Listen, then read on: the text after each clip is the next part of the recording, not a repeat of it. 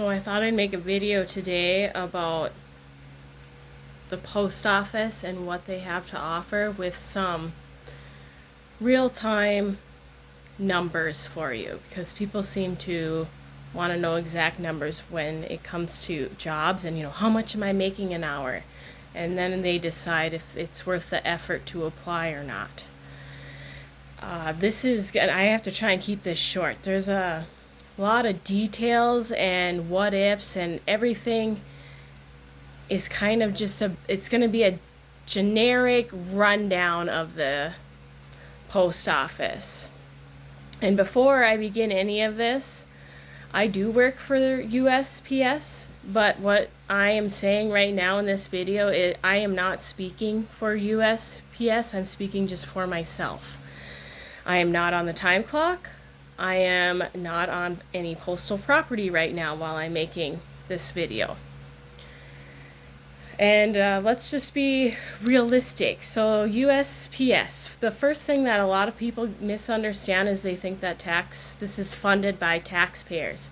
It used to be, not anymore. They have to manage themselves. But if there was ever a chance that they needed a bailout, I could definitely see that coming. I mean, they bail out the banks, they can bail out the post office for making stupid financial decisions. It's possible. It's a union job. This is the only union job I've ever had. So it's kind of been a learning experience. I feel like I am a hard worker and I have a strong work ethic, but it's kind of messed up in a certain way. You're extremely micromanaged. I'm a city carrier, so each craft inside the post office has their own contract and their own union. And not every union is as strong as others, it can depend on what location you're at inside the United States. What else do I want to say? 90 days. That's really important. When you first get hired, they can get rid of you for anything at 90 days, and they will. And a lot of times they will hire someone and keep them, and they fully knowing that they're never going to cut it, and they'll cut you at day 88. Anything to not keep you past the 90 days. Once you're past the 90 days, you are pretty well set in stone. Now, there are rules on that, and that's also different for every craft inside there. I know as a city carrier, if you're CCA when you get hired and you move to PTF, but it happens within that first year of being employed there, you're on an automatic 90-day again. But I don't want to get into the logistics of that. If you're detail-oriented and well-organized, city carrier will be much easier for you. If you struggle being detail-oriented and you can't keep your shit organized, probably not going to excel at this job, be good at it, or not even enjoy it. You're going to hate it. I work in North Dakota, so the weather can swing dramatically. The coldest I think I've ever worked in is probably like actual air temp, minus 33 degrees Fahrenheit.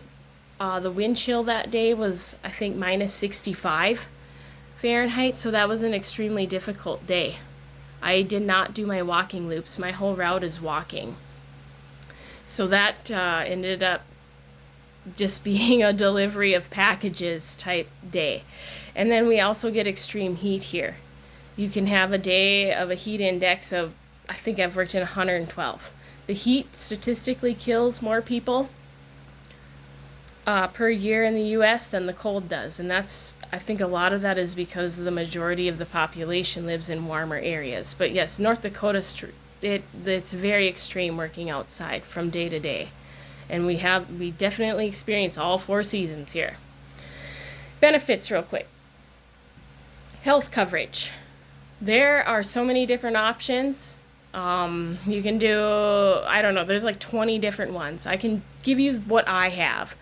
I have a family plan. I have several children on there. My husband is on there, and then myself. We pay $300 a paycheck, and that's also including dental and vision in that $300. I want to say that maybe the health insurance is probably a big, huge majority of it. The teeth and eyes, because that's separate part of the body. That's not as expensive as the bulk of your medical insurance is what I'm trying to say. Is it good insurance? Yes and no. I can't even really give you more than that without making a whole different video about that. I've made my out-of-pocket maximum the last 2 years, and I've seen about $500,000 circulated in the whole process of my daughter's mental health. So yeah, that's a whole different video on that. And like I said, there's different options. So I have the NALC high option. That is only available to city carriers. Now there's clerks, they have their own high option plan.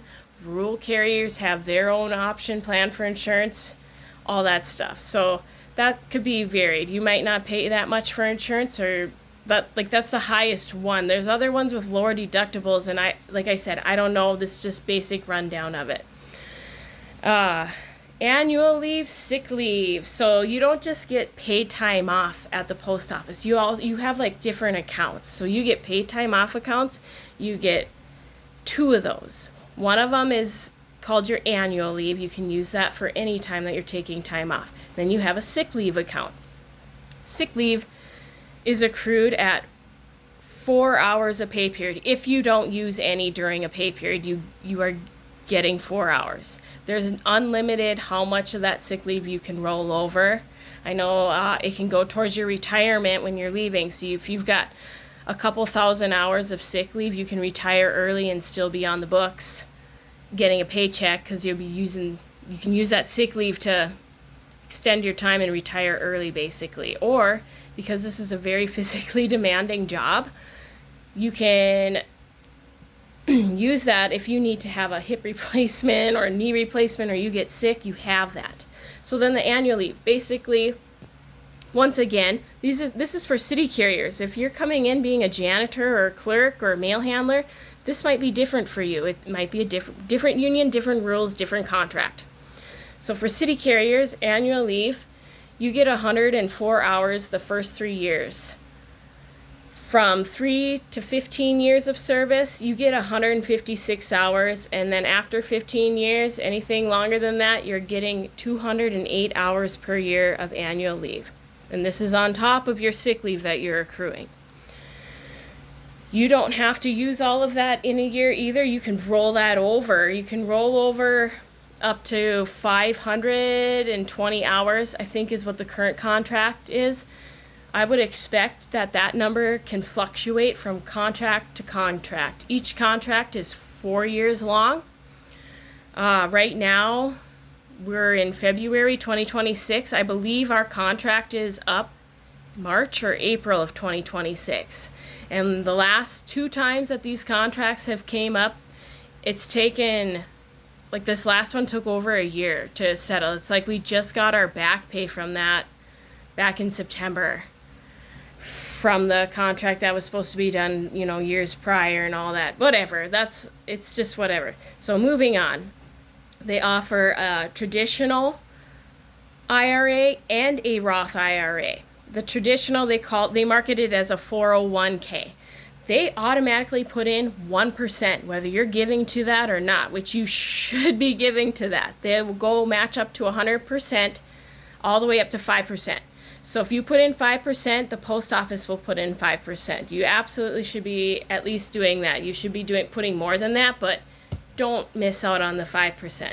And then they also offer the Roth IRA if you want to put it in you don't get taxed on that at all. That money's already taxed before it comes out of your paycheck and before you put it in there. So you already pay taxes on that account. So they offer both of those. Pension, the post office, USPS is one of the few places you can work for that also offers a pension. You pay in at the pension around 4.6%. I am not 100% on that, but I'm pretty sure it's somewhere around each of your paycheck. 4.6% of your paycheck is going to the pension. You are entitled to your pension with as little of 5 years of service. If you don't give them 5 years, you don't get any of your pension. Now, let's say you do give them 5 years. I know someone who was a lawyer. They retired at age 62, but they had given the post office 5 years. He's getting $300 a month. That's not much, but it's guaranteed money for life now. He's getting that solid 300. If you have full years to reach your full year pension, you have to give them 20 years. What is that amount? I don't know. I'm going to guess somewhere around $2,000, but I'm not 100% on that. I don't know. I know that you can access your pension till you're 62. The only way you can access your pension before the age of 62 is if you give them 30 years, and then you can get it at 57. And your pension can be transferred with other federal jobs. So say you were working for TSA for 2 years and then you came to the post office, you get that time credited to you. So it's like you already gave the post office 2 years, and then they add on. You only have to give them 3 years to meet the 5-year mark. You know what I'm saying? That's a pretty good deal, because not many people, I don't know too many employers that offer that. And then finally, let's talk about the hourly wages. So most offices hire as PTF. That's career status. That's what you want. However, if you're in a real small office, they will do CCAs. They do not start out that much. CCAs start out at, it says 21.21, and this chart that I have is not completely accurate because we had a COLA since then, but I think things are off by like 3 to 5 cents hourly. So let's just say, like, because the majority of the post offices hire in at PTF, and then you get career mode. So I'm going to give you just a generic, as like a city carrier, what I'm making. Starting pay, right, walking in the door, it's $25.17 an hour, plus your 3 cents that I'm off. So it'd be like $25.20 an hour. It takes you 11 years to reach the top tier of your pay. So when you first get hired, every 46 weeks, it is set on a time schedule, not a performance schedule. It's automatic. It doesn't matter what your performance is. Once you're in career and you're still employed there, every 46 weeks you are going to be getting, it's roughly around $1.10 raise for the next 11 years. So beginning carriers, $25.20 an hour. Someone that's been here 11, 13 years, they're maxed out. They are making just under $40 an hour, $39.89. But like I said, there's been a few cents increase. That is a lot of money for someone who doesn't have to go to college, and you're getting a pension, and now you're making $40 an hour.